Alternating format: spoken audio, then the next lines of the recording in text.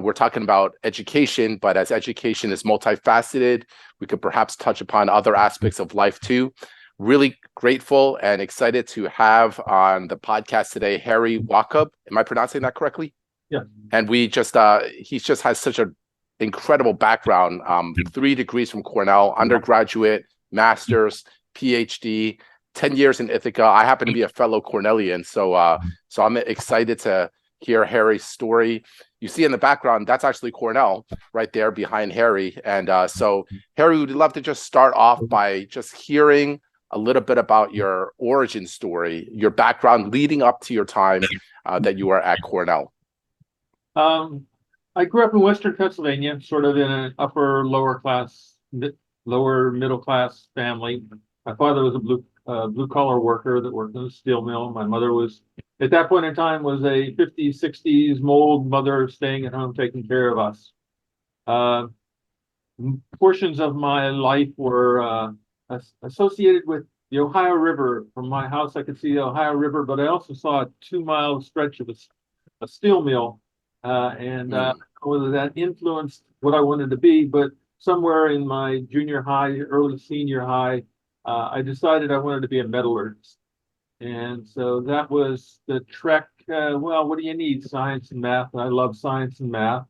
Back in the 50s, there was, quote unquote, an advanced track of students. So I was in that, and I got something out of it. I got a little bit more education out of it than I would have at normal pace in our community. Excuse me. And as such, it isn't the equivalent of AP courses that we have now. I mean, I had biology and physics and chemistry and stuff like that in high school, but not the advanced approaches that many children now have the opportunity to do. Come senior year, I applied to Penn State and Pitt, which Pennsylvania kind of schools, but my guidance counselor kept pushing me, apply to Cornell. You never know. So I applied to Cornell and got accepted at a number of the places that I did apply to. But on my birthday in my senior year, get a letter from Cornell saying you've been accepted. And by the way, here's a Dean McMullen scholarship. Wow. That means I go to Cornell because basically our family couldn't afford to send me off to college otherwise. I would have been the first one of my generation of grandchildren that basically went to college. So, wow. Awesome. Thanks for sharing. Just as a note, that full scholarship was for $1,900. And Garrison now Cornell's tuition and fees is in the 50,000 kind of range. So yeah, big factors differ between when I went and when kids are going now. Do you mind sharing what were the years that you were at Cornell?